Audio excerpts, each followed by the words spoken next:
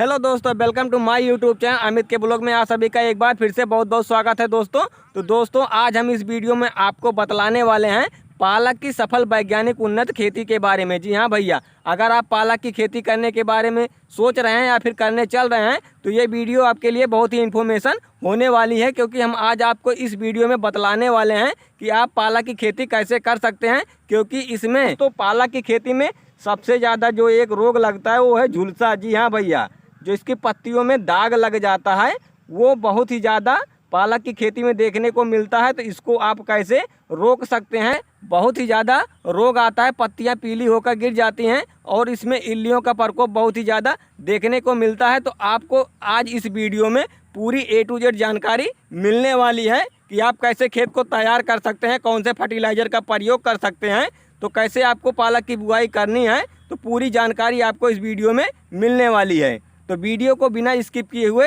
Last तक देखिएगा, तभी आपको समझ में आएगा कि पालक की खेती कैसे की जाए। तो दोस्तों पालक की खेती करने के लिए सबसे पहले आप अपने खेत की 2 से 3 बार गहरी जुताई करवाकर 2 से 4 दिन के लिए अपने खेत को छोड़ दीजिए। जी हाँ भैया, पहली जुताई आप जैसे कल्टीवेटर आता है इससे आप करवाकर 2 से 3 दिन के लिए खेत को अपने छोड़ दीजिए। उसके बाद आपको अंतिम जुताई रूटावेटर से करवानी है। जी हाँ, रूटावेटर से जब आप जुताई करवा रहे हैं तब उसके पहले आपको इसमें, अगर आपके पास गोबर की सड़ी हुई खाद है तो आप 1 एकड़ के हिसाब से हम आपको डोज बतला रहे हैं, आप इसका प्रयोग कर लीजिएगा। गोबर की सड़ी हुई खाद है तो आप 1 एकड़ में 2 से 3 ट्रॉली गोबर की खाद पूरे खेत में बिखेर कर अंतिम जुताई आपको करवानी है। और साथ में आपको लेना है DAP खाद, यानी जो डाई आता है आप उसको लीजिएगा 50 किलोग्राम। साथ में आपको लेना है MOP खाद यानी पोटाश जो आता है उसको 25 किलोग्राम। और साथ में SSP खाद जो पाउडर फार्म वाली आती है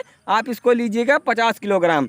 इन तीनों को आप मिला लीजिएगा। अगर आपके खेत में दीमक की समस्या आती है तो आप उसके लिए जो फ्यूराडान आता है जिसमें फिप्रोनिल 0.3% होता है, आप इसको लीजिएगा 3 किलोग्राम। इन सभी को मिलाकर पूरे खेत में छींटकर अंतिम जुताई रूटावेटर से करवा लीजिएगा, जिससे मिट्टी पूरा भुरभुरा हो सके। उसके बाद आप पाटा लगवाकर पूरे खेत को समतल करवा लीजिएगा। लीजिए, आपका खेत तैयार हो चुका है पालक की खेती करने के लिए।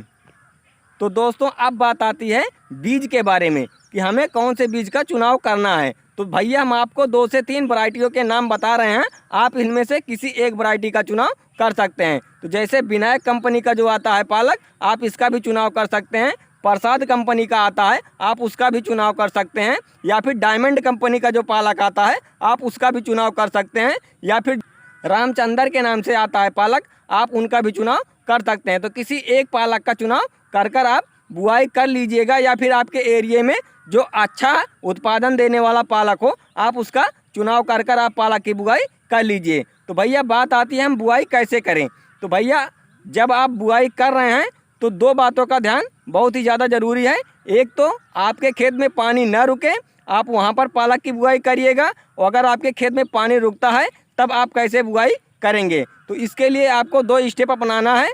पहला स्टेप है आप इस तरह सिंपल तरीके से, जैसे देख रहे हैं पीछे हमारे, ये सिंपल तरीके से है कि हम क्यारियाँ बनाकर इस तरह से पालक की बुआई कर रहे हैं। और अगर आपके खेत में पानी की समस्या है कि पानी रुक रहा है तो आप इधर पे देख सकते हैं, ये हमने मेड़ विधि से बेड बनाकर इसमें बुआई किया हुआ है। तो आप इस तरीके से पालक की बुआई कर सकते हैं। तो आप लोग जैसे वीडियो में देख रहे हैं पीछे, इसमें हमने बेड बनाकर पालक की बुआई किया हुआ है और इधर ये सिंपल तरीके से पालक की बुआई किया हुआ है। तो आप कुछ इस प्रकार से बेड बनाकर या फिर सिंपल तरीके से पालक की बुआई कर लीजिएगा। तो भैया बुआई तो हमने कर लिया है, अब बात आती है कि इसमें जो घास होता है उसको हम कैसे करें।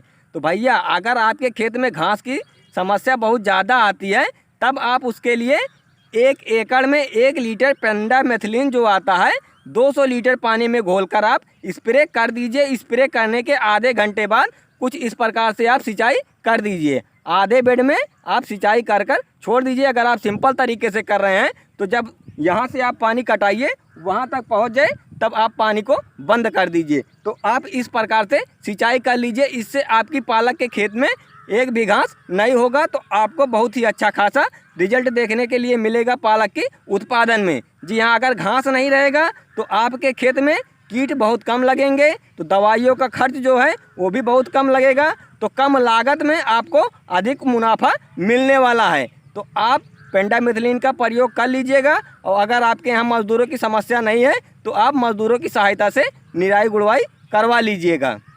अब बात आती है दोस्तों कीट प्रबंधन के बारे में। जी हाँ, कि पालक की खेती में कौन कौन से कीटों का प्रकोप बहुत ही ज़्यादा मिलता है। तो भैया इसमें काली भुनगी, सफ़ेद भुनगी के साथ साथ इल्लियों का प्रकोप भी बहुत ज़्यादा देखने को मिलता है, जो कि हमारे पत्तियों को चबाकर पूरी तरह से पालक की खेती नष्ट कर देते हैं। तो इनकी रोकथाम आपको कैसे करनी है उसके बारे में भी आपको बतलाने वाले हैं। तो जब भैया हमारा पौधा पालक की बुआई आप जब कर दें तो आपका जब पौधा 15 से 20 दिन का हो जाए, पहला स्प्रे आपको करना है। तो उसमें आपको लेना है थाइमोथेक्साम 25% जो आता है आप उसको लीजिएगा 5 ग्राम। और साथ में आपको लेना है जो कार्बेंडाजिम प्लस मैंकोजेब का कम्बिनेशन आता है, इस फंगीसाइड को लेना है 30 ग्राम। इन दोनों को आप मिलाकर 15 लीटर पानी में घोलकर स्टिकर के साथ आप स्प्रे कर दीजिएगा। इससे जो हमारे पौधे में कीट आते हैं वो भी चले जाएंगे और साथ में जो हमारा पत्ता है इसका पालक का, ये पूरी तरह से हरा भरा रहेगा और ठीक तरीके से ग्रोथ भी करेगा।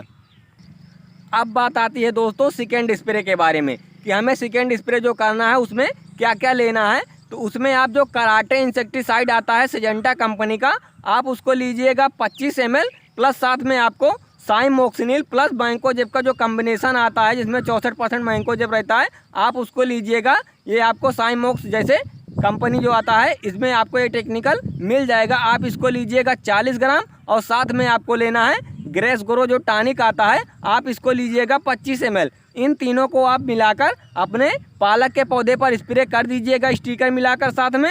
तो इससे आपका पौधा पूरी तरह से हरा भरा भी रहेगा, कीट से मुक्त रहेगा और साथ में इसकी बढ़वार भी भाई बहुत अच्छे ढंग से होगी। तो आप सेकेंड स्प्रे इस प्रकार कर लीजिएगा। तो दोस्तों अगर आपने कभी देखा है कि जो हमारा ये पालक का पौधा है इसमें जो पत्तियां पीली होने लगती हैं, तब हमें इसमें क्या डालना चाहिए।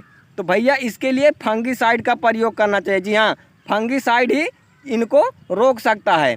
तो अगर आपके पौधे में बहुत ज़्यादा समस्या आ रही है, बहुत ही ज़्यादा पीलापन हो रहा है, तब उसके लिए आप जो हम फंगीसाइड बताने चल रहे हैं आप इसका स्प्रे कर दीजिएगा। तो इससे आपका जो फंगस है वो पूरी तरह से कंट्रोल हो जाएगा।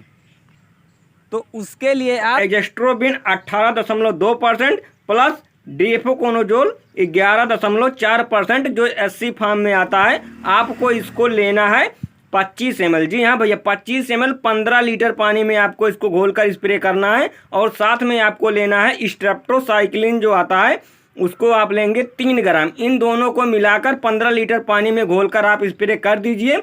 तो इससे आपके जो पालक की पत्तियां पीली हो रही हैं वो एक भी पत्तियां पीली नहीं होंगी, वहीं पे ये रुक जाएगा।